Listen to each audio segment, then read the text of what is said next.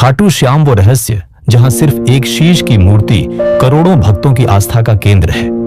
क्या सचमुच यह वही शीश है जिसने महाभारत का युद्ध अपनी आंखों से देखा था? क्या आपने कभी सोचा है कि राजस्थान की तपती रेत पर बसा एक छोटा सा गांव खाटू दुनिया भर के करोड़ों श्रद्धालुओं की आस्था का केंद्र कैसे बन गया?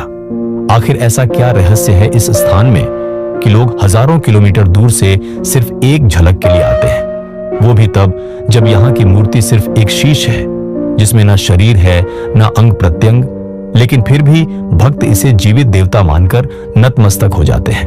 कहते हैं कि ये वही शीश है जिसने महाभारत का युद्ध अपने दिव्य नेत्रों से देखा था। ये वही शीश है जिसने युद्ध भूमि की हर धड़कन, हर संहार, हर नीति अनीति को देखा और फिर भी निष्पक्ष बना रहा। दोस्तों, क्या आपको लगता है कि सचमुच यह वही शीश है जिसने महाभारत का युद्ध देखा था? तो कमेंट में हाँ और ना लिखकर जरूर बताएं। यही शीश आज खाटू धाम में श्याम बाबा के रूप में विराजमान है, जिन्हें लोग हारे का सहारा कहते हैं। लेकिन सवाल यह उठता है कि कौन थे यह श्याम बाबा? क्यों इन्हें कृष्ण ने कलयुग का देवता घोषित किया? क्यों इनकी मूर्ति के आगे करोड़ों लोग नतमस्तक हो जाते हैं और यह मान लेते हैं कि उनकी हर मनोकामना पूरी होगी? क्या सचमुच इनमें कोई अलौकिक शक्ति है या यह सब केवल आस्था का खेल है? दोस्तों, अगर आप भी मानते हैं कि आस्था से बड़ी कोई शक्ति नहीं, तो कमेंट में जय श्री श्याम जरूर लिखें। दोस्तों, आज हम चलेंगे एक ऐसी अनसुनी यात्रा पर जहां इतिहास, आस्था, विज्ञान और रहस्य सब मिलकर एक हो जाते हैं। और इस गाथा की शुरुआत होती है महाभारत काल से, जब धर्म और अधर्म की जंग अपने चरम पर थी। हस्तिनापुर का राजमहल षड्यंत्रों का केंद्र बन चुका था। दुर्योधन का पांडवों के प्रति द्वेष इतना गहरा हो चुका था कि उसने उनकी हत्या करने के लिए लाक्षागृह का षड्यंत्र रचा, लेकिन भाग्य ने पांडवों को बचा लिया और वही षड्यंत्र उन्हें एक ऐसे मार्ग पर ले आया जहां नियति ने एक नए अध्याय की रचना की। जंगलों में भटकते हुए पांडवों की मुलाकात हुई हिडिंब और हिडिंबा से। हिडिंब नरभक्षी राक्षस था जिसने अपनी बहन को आदेश दिया कि पांडवों को मारकर भोजन तैयार करे, लेकिन जैसे ही हिडिंबा ने भीम को देखा, उसका हृदय प्रेम से भर गया। उसने अपने भाई के आदेश को ठुकरा दिया और भीम की रक्षा करने लगी। परिणाम स्वरूप भीम और हिडिंब के बीच भयंकर युद्ध हुआ, जिसमें हिडिंब मारा गया और हिडिंबा ने भीम से विवाह कर लिया।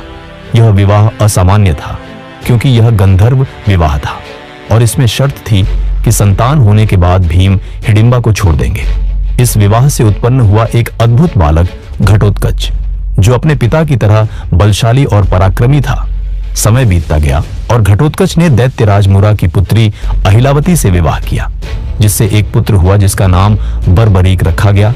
वही बर्बरीक जिसने आगे चलकर खाटू श्याम के रूप में अवतार लिया। बचपन से ही बर्बरीक असाधारण प्रतिभा का धनी था। उसकी आंखों में अद्भुत तेज और उसके हृदय में धर्म की लौ जलती रहती थी। उसकी माता अहिलावती ने उसे बचपन से ही यह वचन दिलवाया था कि वह सदैव हारे हुए पक्ष की ओर से युद्ध करेगा। यह वचन साधारण नहीं था, क्योंकि इसी वचन ने उसके जीवन का मार्ग बदल दिया। किशोर अवस्था में ही बर्बरीक ने भगवान शिव की कठोर तपस्या की। उसकी भक्ति से प्रसन्न होकर शिव ने उसे 3 अमोघ बाण प्रदान किए। ये 3 बाण साधारण बाण नहीं थे, इनकी शक्ति असीम थी। पहला बाण किसी भी लक्ष्य को चिन्हित कर देता था, दूसरा बाण उसे भेद देता था और तीसरा बाण सब कुछ नष्ट कर वापस लौट आता था। केवल 3 बाणों के बल पर बर्बरीक संपूर्ण पृथ्वी की सेनाओं का अंत कर सकता था। उसके पास असंख्य धनुष बाणों की आवश्यकता नहीं थी। उसकी शक्ति 3 बाणों में ही सिमटी थी और यही कारण था कि उसे 3 बाणधारी कहा गया। समय बीतता गया और जब महाभारत का महायुद्ध प्रारंभ हुआ, तो बर्बरीक का मन भी उसमें सम्मिलित होने को लालायित हो उठा। वह अपने घोड़े पर सवार होकर कुरुक्षेत्र की ओर निकल पड़ा, परंतु उसकी माता के दिए वचन ने उसे एक द्वंद्व में डाल दिया, क्योंकि उसने प्रण लिया था कि वह सदैव हारे हुए पक्ष का साथ देगा। लेकिन युद्ध में हर दिन परिस्थिति बदलती, कभी पांडव जीतते तो कभी कौरव। ऐसे में यदि वह युद्ध भूमि में उतरता तो युद्ध का संतुलन बिगड़ जाता। अगर आपको यह कथा रोचक लग रही है तो लाइक बटन दबाना मत भूलिए, ताकि हमें पता चले कि आप बाबा श्याम की ओर कहानियां सुनना चाहते हैं। उसी समय भगवान श्री कृष्ण ने उसका मार्ग रोका। वे एक ब्राह्मण के वेश में आए और उससे उसका उद्देश्य पूछा। बर्बरीक ने कहा कि वह युद्ध में सम्मिलित होने जा रहा है और सदैव हारे हुए पक्ष का साथ देगा। कृष्ण ने मुस्कुराकर कहा, यदि ऐसा हुआ तो युद्ध कभी समाप्त नहीं होगा, क्योंकि जिस ओर तुम जाओगे वह पक्ष विजयी हो जाएगा और दूसरा हार जाएगा। तब तुम फिर से पक्ष बदल लोगे। इस प्रकार युद्ध का कोई अंत नहीं होगा। तब कृष्ण ने उसकी शक्ति की परीक्षा लेने के लिए एक वृक्ष की ओर संकेत किया और कहा कि यदि तुम इतने पराक्रमी हो तो इस वृक्ष के सारे पत्तों को एक ही बाण से भेद कर दिखाओ। बर्बरीक ने ध्यान लगाकर बाण छोड़ा और वह बाण वृक्ष के प्रत्येक पत्ते को छेदता हुआ निकल गया, लेकिन कृष्ण ने अपने चरणों तले एक पत्ता छिपा लिया। बाण ने उसे भी ढूंढ लिया और वहीं रुक गया। तब बर्बरीक ने विनम्रता से कहा, हे ब्राह्मण, कृपया अपना चरण हटा ले, वरना यह बाण आपको भी घायल कर देगा। कृष्ण मुस्कुराए और समझ गए कि यह बालक असाधारण है। दोस्तों, आगे जो आप सुनने वाले हैं वह आपको अंदर तक हिला देगा, लेकिन उससे पहले सोचिए, अगर आपके सामने कृष्ण खुद ब्राह्मण रूप में आते और आपसे आपका शीश मांग लेते तो क्या आप वह दान दे पाते? भगवान श्री कृष्ण ने दान में बर्बरीक से उसका शीश मांग लिया। बर्बरीक क्षण भर को चुप रहा, परंतु उसने तुरंत स्वीकार कर लिया। उसने केवल इतना कहा कि हे प्रभु, अपने वास्तविक रूप में प्रकट हो जाइए, क्योंकि ऐसा दान कोई सामान्य व्यक्ति नहीं मांग सकता। तब श्री कृष्ण ने अपना विराट रूप प्रकट किया और कहा, हे वीर, तुम्हारा यह बलिदान व्यर्थ नहीं जाएगा। भगवान श्री कृष्ण ने बर्बरीक को आशीर्वाद दिया कि कलयुग में लोग तुम्हें हारे का सहारा कहकर पुकारेंगे। वे तुम्हारी मूर्ति की पूजा करेंगे। तुम्हारा शीश कलयुग में भगवान श्याम के रूप में पूजित होगा, और जब धर्म संकट में पड़ेगा तब तुम घोड़े पर सवार होकर युद्ध भूमि में अवतरित होंगे।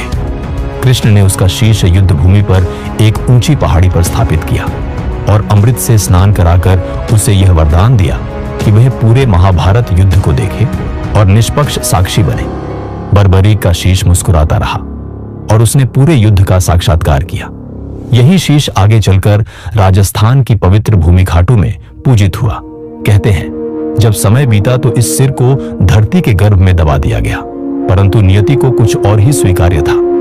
सदियों बाद खाटू गांव की भूमि में चरती एक गाय अचानक एक स्थान पर रुक गई और बिना कारण उसके थनों से दूध बहने लगा।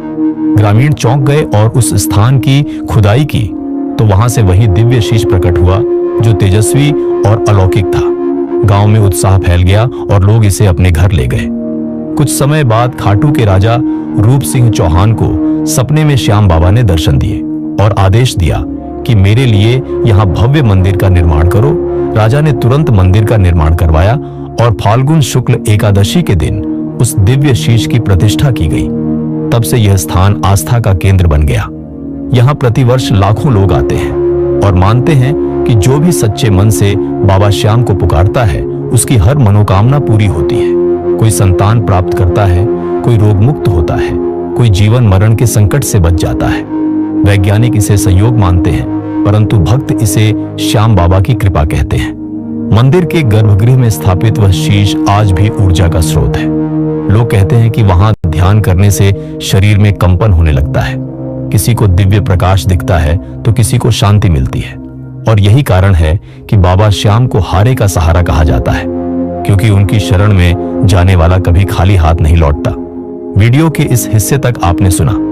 अब बताइए, क्या आप भी खाटू धाम की यात्रा कर चुके हैं? अपना अनुभव कमेंट में जरूर साझा करें। मंदिर में स्थापित यह मूर्ति केवल पत्थर नहीं, बल्कि जीवंत प्रतीक है उस त्याग का जो बर्बरीक ने किया था। वह त्याग जिसने उसे भगवान बना दिया। कहते हैं कि मंदिर के भीतर कभी कभी हल्की सी घंटियों की ध्वनि सुनाई देती है, जबकि आसपास कोई नहीं होता। मंदिर से जुड़ा एक और बड़ा रहस्य है श्याम कुंड। कहते हैं जब बर्बरीक का शीश निकाला गया था तो उसी स्थान पर यह पवित्र कुंड प्रकट हुआ। इसका जल सदैव निर्मल और शीतल रहता है। किसी ने आज तक इसका स्रोत नहीं खोज पाया। वैज्ञानिकों ने भी जब इसकी जांच की तो उन्हें कोई धारा या स्रोत नहीं मिला, परंतु कुंड कभी सूखता नहीं। लोग मानते हैं कि इसमें डुबकी लगाने मात्र से जीवन के पाप मिट जाते हैं और आत्मा शुद्ध हो जाती है। हजारों भक्त फाल्गुन मेले में इस कुंड में स्नान करते हैं और फिर बाबा श्याम के दर्शन करते हैं।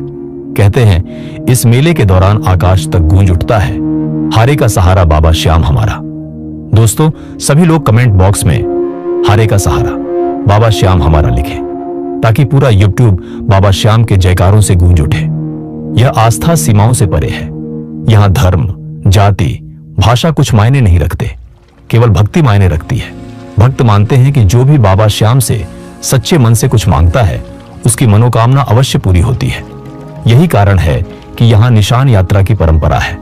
श्रद्धालु दूर दूर से पैदल चलते हुए हाथ में निशान लेकर आते हैं और मंदिर में चढ़ाते हैं। कहते हैं जब निशान चढ़ाया जाता है तो वह मनोकामना शीघ्र पूरी होती है।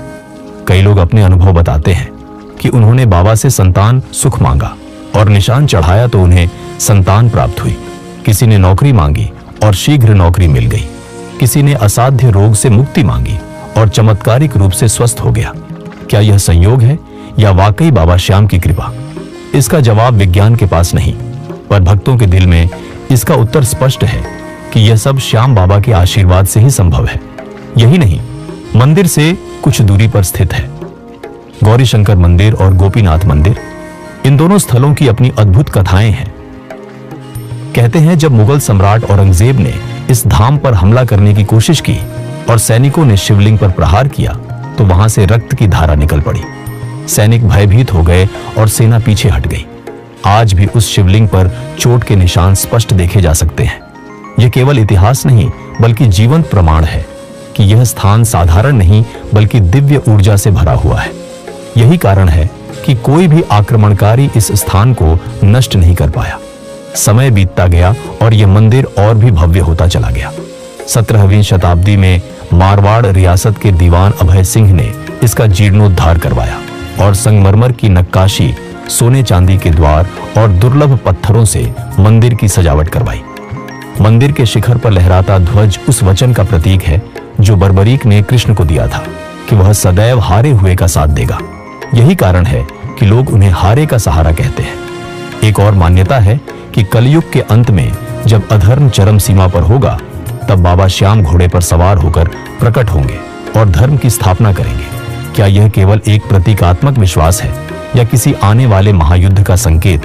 इसका उत्तर किसी के पास नहीं, पर भक्त मानते हैं कि वह दिन अवश्य आएगा जब बाबा अपने भक्तों की रक्षा के लिए प्रकट होंगे।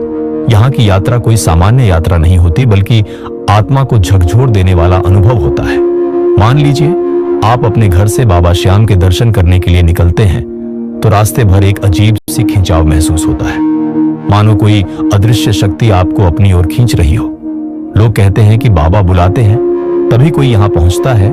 जयपुर से लगभग 80 किलोमीटर दूर स्थित खाटू धाम पहुंचते ही वातावरण बदल जाता है। स्टेशन पर उतरते ही हर तरफ श्याम बाबा के जयकारे गूंजते हैं। लोग गुलाल से सराबोर, हाथों में निशान लिए, भजनों की धुन पर नाचते गाते मंदिर की ओर बढ़ते हैं। इस यात्रा में अजनबी भी अपने लगते हैं। यहाँ केवल दर्शन नहीं बल्कि एक भावनात्मक परिवार मिलता है। जैसे ही आप मंदिर परिसर में पहुंचते हैं और कतार में खड़े होकर आगे बढ़ते हैं तो भीतर से एक अलग ही ऊर्जा प्रवाहित होती है। कतारें लंबी होती हैं पर कोई थकता नहीं। हर कोई अपने दिल की गहराइयों से बस बाबा श्याम को ही पुकारता है। जब कोई भक्त खाटू धाम की यात्रा करता है तो उसके लिए यह सिर्फ एक मंदिर की ओर जाना नहीं होता बल्कि यह आत्मा की उस पुकार का उत्तर होता है जिसे श्याम बाबा ने सुना होता है। कहते हैं कि बाबा श्याम अपने भक्तों को स्वयं बुलाते हैं। जब उनकी कृपा होती है तभी कोई यहाँ पहुंच पाता है। यह स्थान केवल आस्था का केंद्र नहीं बल्कि एक जीवित अनुभव है जिसे जिसने एक बार महसूस कर लिया वह खींचा चला आता। दोस्तों, आपके अनुसार खाटू श्याम जी की सबसे बड़ी विशेषता क्या है? त्याग, आस्था या चमत्कार? कमेंट में अपना जवाब दीजिए। दोस्तों, खाटू श्याम की यह दिव्य गाथा हमें सिखाती है कि आस्था और विश्वास से बड़ी कोई ताकत नहीं। अगर यह कथा आपके हृदय को छू गई हो तो चैनल को सब्सक्राइब जरूर करें ताकि बाबा श्याम की और भी अद्भुत कथाएं और रहस्य आप तक पहुंचते रहें।